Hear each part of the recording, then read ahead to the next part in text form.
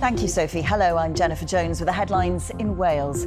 The couple who murdered their grandson, Michael and Kerry Ives, are handed life sentences for killing 2-year-old Ethan at their home in Flintshire. The court heard the little boy had been beaten and starved in a campaign to break him. Outside court, Ethan's dad, Will Griffiths, said the sentences would allow him to finally grieve for his son. I will never get to see his first day at school, see him grow up, get married, or have children of his own. All these special moments were stolen from him, and he leaves a void that can never be replaced. As Ethan's mother, Shannon Ives, is also sentenced for her role in his death, police have told me this is the most emotionally challenging case they have ever worked on. And today, the Welsh Government announced a review of safeguarding arrangements to ensure they remain effective. Also in the programme, a landslide forced families from their homes in Cwmtillery last year. Now hundreds of thousands of properties are being leafleted about coal tip safety. Hello, in tonight's sport. They scored 6 tries last week. Can the Ospreys build on that performance against the Stormers in Cape Town tonight? And Storm Amy has arrived with more rain and gales to come. Met Office yellow wind warnings have been issued for the whole of Wales, with a risk of further disruption.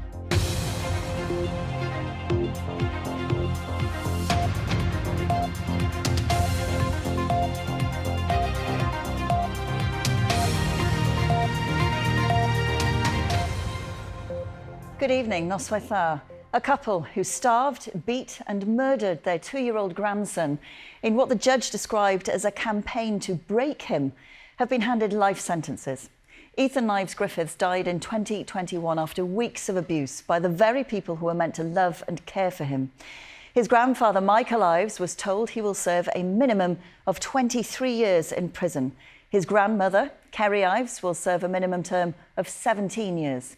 And the judge at Moel Crown Court sentenced Ethan's mother to 12 years for allowing her son to die. Brendan Williams was in court and he joins us now. Brendan. Jen, it's now more than 4 years since Ethan's death in 2021. What followed was a very long, complex and extremely distressing case for everybody involved. But tonight, his mother and her parents, all three, are behind bars. Now, a warning that you may find some of the detail and some of the images in my next 2 reports distressing. But this is the story of what unfolded here today, and it's the story of a little boy who was murdered by some of the people that should have cared for him the most. Those who loved him remember a happy, bubbly little boy. As a baby, he had a nickname. Hello, little man. Because he was so strong. Yet after just 7 weeks living with his own grandparents, Michael and Kerry Ives, he died painfully thin, malnourished and covered in bruises. Today, they were handed life sentences for murdering their own vulnerable and defenceless grandson. Ethan's mother, Shannon Ives, was sentenced to 12 years in prison. In the trial, she said she'd been punched and kicked by her parents growing up. But she took Ethan to live with them when she split from his father, and today the judge said she did nothing to protect her son from their brutality. Ethan collapsed in August 2021 after suffering what the trial heard must have been a forceful attack by one or both of his grandparents, resulting in a massive brain injury. He never woke up, and 2 days later his father Will had to make the decision to withdraw life support. I will always grieve the birthdays and Christmas mornings we can no longer celebrate with him. I will never get to see his first day at school, see him grow up, get married or have children of his own. All these special moments were stolen from him, and he leaves a void that can never be replaced. Ethan's death sparked a huge police investigation. You're under arrest on suspicion of murder and causing or allowing the death or serious physical harm to a child by means of an unlawful act and child cruelty. It led to one of the most distressing cases they've ever dealt with. They were the very people who should have protected, cared and loved Ethan. It is impossible to imagine the terror a 2-year-old must have felt while he had to endure that wicked behaviour and punishment that he received. None of them have ever acknowledged their responsibility for their actions. Tonight, Ethan's mother and his grandparents are starting prison sentences, but questions remain. At the time of his death, Ethan was on the Child Protection Register. He should have been seen by a social worker every 10 working days. He wasn't. The court heard how they were prevented from seeing Ethan by the lies of the family. Flintshire Council says it's cooperating with an independent review by the North Wales Safeguarding Board. The Children's Commissioner told the BBC that while she can't comment specifically on this case, she's concerned lessons from previous reviews in Wales aren't being learnt. The whole purpose of a child practice review is to really investigate and ask difficult questions about what went wrong and learn lessons so that those same mistakes don't happen again. We have a risk currently that we are not learning or disseminating those lessons effectively, so they may happen in one regional safeguarding board area, but they're not, those lessons aren't shared with other areas. Today, the Welsh Government announced a review of safeguarding arrangements across Wales to ensure, it says, that systems remain effective, responsive and focused on achieving the best outcomes. Ethan's paternal family had to wait 3 years before they could hold a funeral for him. And with the multi-agency review not expected to be completed until 2026 at the earliest, their wait for answers goes on.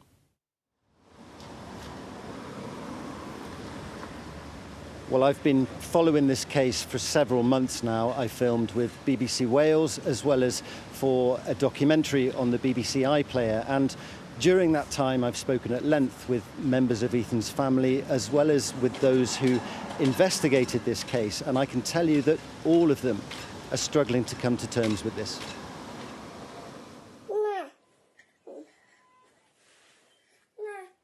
Ethan was a lovely little boy. He was always running around. He was just always smiley, happy, bubbly, his little chunky cheek. They didn't get time to build many memories with Ethan, so his paternal family cling to the cherished few they have. So I've got a clip of me and Ethan lying on the sofa, and I've got like this white fluffy dressing gown on. I just love watching the video back because it just reminds me of, how he was before everything and how happy he really was. The happy times were short-lived. In August 2021, Ethan's father's side of the family were told he was in hospital with a head injury. Walked into the room and he was just covered from head to toe in bruises. They had lights all around him and he was just lying there on a bed with tubes and wires coming out of him with just his little nappy on that was wrapped that many times right the way round on how much weight he'd lost. Right, and wondering what on earth, who on earth has done this to him. Because there's no way any of that was accidental, of everything that was on him. I saw fingerprints, hand marks, just all the bruises, just on a little boy. Answers to Kelly's questions started to emerge as police sifted through 1,000 hours of the Ives family's own security cameras. I reviewed the back garden camera on the 4th of August. I remember sitting there watching it for the first time and being shocked and appalled by what I saw. I remember telling others, my detective inspector, my sergeant, other people around me, look at what I've just found, and it was a huge moment for the investigation. Footage showed Ethan with his hands on his head, something he was repeatedly made to do. The stress position, making them stand there for hours. I don't even know a child that can stand with their arms long on their head longer than 5-10 minutes. I mean, have you tried it? Michael Ives also gestures with a clenched fist to another child on the trampoline. Moments later, the child strikes Ethan on the head. When you've got members of the medical profession crying in court giving their evidence because they've never seen anything like it, the level of injury and the level of cruelty is probably some of the worst I've ever seen. Evidence that the Ives ran a violent household came as no surprise to Kelly, who says Michael Ives would threaten his daughter Shannon and his own grandchildren as a way of controlling her. Life in their house, in the Ives house, was a bit like a cult, right? So Michael would tell everybody what they could and couldn't do. I've seen messages, right, where he's messaged Shannon saying he was going to run her over and her kid, the eldest. Right, I'm going to run you and your son over. When she fell pregnant with the next child, he was gonna kick it out of her stomach. words out of his mouth that he has texted his own daughter. In July, all 3 defendants were found guilty of all charges, and today they've been sentenced. But this long and harrowing case still haunts those who investigated. The moments when you get the verdicts, it's something that it's difficult to describe because it's so emotional. But it was certainly one of relief and pride for us all when we hear the words guilty, because that was correct and that was justice, and that's what we needed. It will never bring him back, but it will. It certainly, hopefully, gives us all some closure, and we can be proud of that. Brendan Williams with that report. And you can see more on this story in a BBC documentary, Murdered by His Grandparents, which will soon be available to watch on BBC iPlayer. In tonight's other news, a rabbi from Cardiff has described how his brother helped in the aftermath of the attack on a Manchester synagogue yesterday. Rabbi Michael Rose says his brother lives near the scene and looked after injured people and their families. 2 men died in the incident and 3 people remain in hospital. The attacker was shot dead at the scene. He ran out to see what was going on, and then he ran to get his jacket, security jacket, to see if he could help, and helped deal with the aftermath with the people from the synagogue who came to their street while they were being, secured. They could try to continue some of the prayers, and following this, they were then escorted by the police to the police station. Obviously, yesterday was shocking, but something that we've always feared. Even here in Cardiff, ramping up security already years ago after attacks in Europe in different guises in Belgium and France on Jewish places of worship. A 79-year-old woman who died after a collision with a Tesco delivery van in Bangor on Monday has been named as Susan Margaret Hofstede. An inquest opening in Carnarvon this morning heard Miss Hofstede was walking up Garth Hill when the van reversed up the hill and collided with her. The 33-year-old driver was arrested on suspicion of causing death by dangerous driving and has since been released under investigation. 3 men have been sentenced to a total of 75 years for kidnapping and attempting to murder a man from Merthyr Tydfil. Tyshane Brown from Weymouth and George Miles Williams and Luke Williams, who are both from Hereford, were sentenced at Newport Crown Court. The 28-year-old victim, Connor Price, was forced into a vehicle and stabbed a number of times in February. Welsh Labour have deleted social media posts implying links between Reform's candidate in the Caerphilly Senedd by-election, Llyr Powell, to Vladimir Putin. It comes after Reform's former leader in Wales, Nathan Gill, admitted taking bribes to make statements in favour of Russia when he was a member of the European Parliament. Well, Mr Powell used to work for Mr Gill, but Reform say his employment ended by the time the offences took place. The posts were retracted after Reform issued a formal legal letter. A full list of the candidates in the by-election is available on the BBC Wales News website. You're watching Wales Today, still to come in the programme. Rugby and Ospreys are taking on Stormers in Cape Town this evening, but can they build on last weekend's opener? We'll have the very latest. And Storm Amy has arrived. The highest gust recorded today, 85 miles per hour near Capel Curig in Eryri. Strong winds will affect more of the country tomorrow, but will Sunday be any better? Join me later to find out. Now, around 800,000 properties across Wales will get leaflets through the door as part of an awareness campaign around coal tip safety. It follows 2 significant landslides in recent years. Homes and businesses will be signposted to information on tip locations, the risk they pose, and what's being done to make them safe. New legislation came into force this year to ensure the long-term management of disused tips, as Ben Price reports. Whoa. Since this landslide above Tylerstown in the Rhondda 5 years ago, work has been done to locate all disused tips and identify the risk they pose to communities. Then last year, 40 homes in Blaenau Gwent had to be evacuated after a disused tip above the village of Cwm Teleri collapsed following heavy rainfall. Now almost 1 in 2 homes, those in the vicinity of Wales's coalfields, will get this leaflet to help them understand more about the condition of nearby coal tips. Very important that we give real transparency on this. So when we update what we call the data set on coal tips, we give full transparency of things that have changed and what the current state of play is. It means we monitor them more regularly. We have not only devices in the ground monitoring them, but people walking them more often. So it's a message of reassurance to the communities that we are really keeping a vigilant eye on this and make sure that we look after their welfare and safety. Coal tips have been categorised based on the risk they pose to people's safety.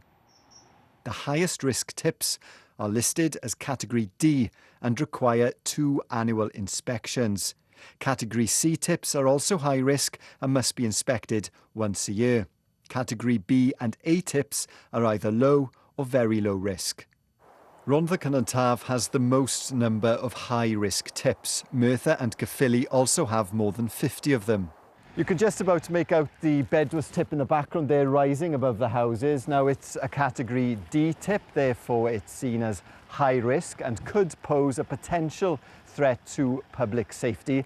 And there has been some debate locally, people calling for it to be completely removed, but of course that would come at a significant cost and could cause disruption. They're caused basically by the rain.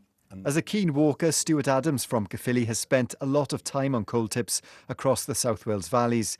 He studied changes to the one above Bedwas and Tretormas, and he backs a campaign to clear them. You do think what on earth they were doing to dump that much waste above 2 towns, which were around then when they dumped it.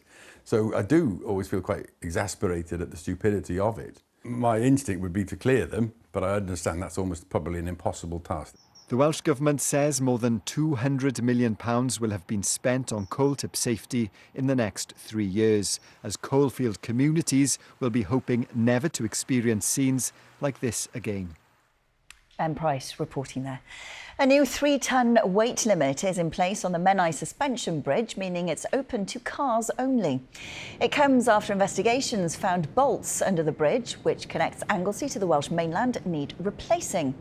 Engineers say the bridge is safe with a new weight limit, which will remain in place pending further investigations. Meanwhile, one of the oldest crossings between Wales and England has been closed to vehicles after engineers found a crack in the structural beam on one of its pillars. The Grade 1 listed Old Wye Bridge, which links Chepstow and Gloucestershire, remains open to cyclists and walkers, but Monmouthshire Council has told drivers to use other routes until further notice. OK, let's get tonight's sport now, and plenty of rugby tonight, Thomas. Yes, Jen, the Dragons and the Ospreys are in action tonight. Well, with the consultation over the future of Wales's 4 professional sides at an end and a decision not expected for a few weeks, all the players can do is focus on matters on the pitch. It's also an opportunity for those wanting to catch the eye of Wales's new head coach, Steve Tandy. He's expected to name his squads for the autumn series in just over a fortnight. It's hard work. Relentless. Exhausting. The Scarlets preparing to face Connaught this weekend. Their small squad is already under pressure after just 1 game. A handful of injuries not helping matters.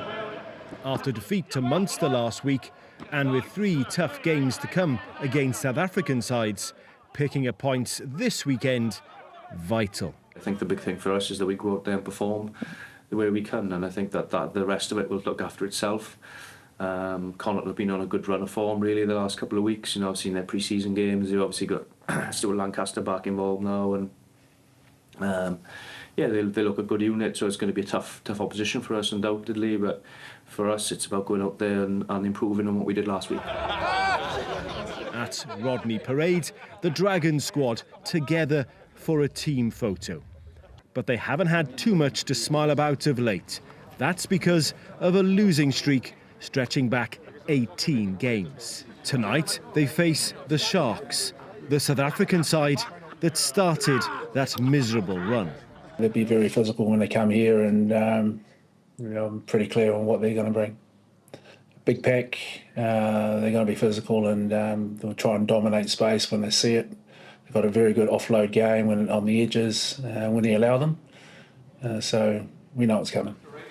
At Cardiff, no change in who's in charge ahead of facing Munster. Cornel van Zyl continues to share the workload with 3 other coaches since the departure of Matt Sherratt. Nothing's changed. First week was a bit of like, just do it. Now it's almost like settled in. But to be fair, the coaches have grabbed the opportunity and we all enjoy what we do. And we just have a little bit more responsibility. Led out by Dowie Lake. For the Ospreys, it's the Stormers tonight in Cape Town. Head coach Mark Jones has challenged his players to build on last weekend's attacking display against the Bulls. That game ended in defeat, but the Welsh side managed 6 tries against one of the best defences in the league. Well, the Dragons game against the Sharks is live over on S4C later. Kick-off just after 8 tonight. Meanwhile, it's half-time between the Stormers and the Ospreys in Cape Town. Kieran Hardy gave the Ospreys the perfect start, crossing for the opening try within the first few minutes. The Stormers hit back with a try of their own before Hardy came to the rescue once again. A great try this, and at half-time, Ospreys lead 10 points to 8. There's been more success for Welsh athletes at the World Para Athletics Championships in New Delhi. Fumi Oduwei, who's from Cardiff, has won bronze in the women's T44 shot put. She did it with a personal best throw of 12 metres 11. After celebrating, she's planning on returning to university to continue studying psychological science. Both clubs have famous owners, both clubs the subject of separate documentary series. No wonder then Wrexham's match with Birmingham tonight is being described as the Hollywood derby. Ryan Reynolds and Rob McElhenney are co-owners of the Welsh club, of course, while NFL legend Tom Brady is part of Birmingham's ownership group. The sides face each other in the championship tonight, having both been promoted last season. The game's at the Stoke Kairas, and there's commentary on Radio Wales FM and DAB in the north. While reaching the World Cup finals next summer is the dream for Craig Bellamy's Wales side, one of the country's older age group teams has shown them how it's done, not only qualifying but winning their World Cup.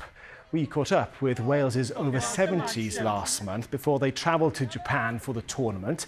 And the training has certainly paid off. They beat Australia and Germany before a 2-0 victory over the USA in the final. And this is the squad celebrating after that victory, which means they've retained their World Cup title.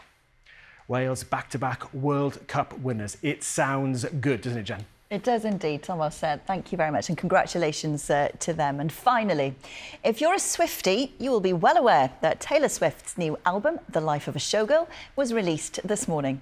Listening parties have been organised across the UK to mark the occasion, including at the August Cafe Bar in Beaumaris.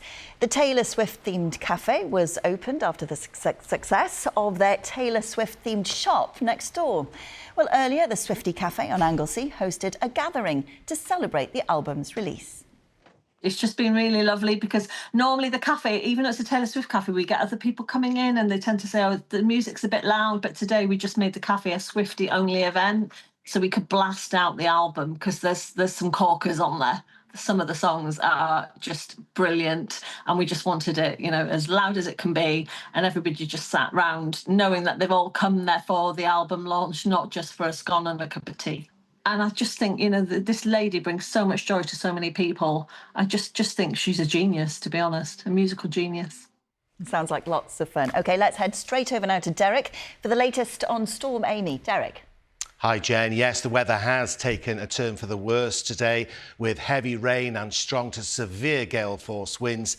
At the moment, there is 1 flood warning and 4 flood alerts in force in Eryri, and Storm Amy will continue to pack a punch tonight and tomorrow. Now, these are the highest wind gusts in mid-north and west Wales this afternoon, up to 85 miles per hour in Dyffryn Mumbyr near Capel Curig in Eryri.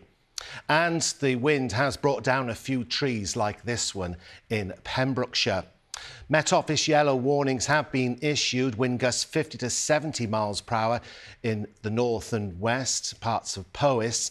And more of the country will be affected by strong winds tomorrow. Gusts 45 to 55 miles per hour inland in the south and east. Possibly 60 to 65 miles per hour on exposed parts of the Bristol Channel coast. So this evening we start with more rain, some of it heavy. That will clear southeastwards, followed by a rash of showers overnight, some of these heavy. The wind easing a little this evening, but then ramping up again after midnight, and it will turn cooler. Temperatures dropping to 8 Celsius in Brecon.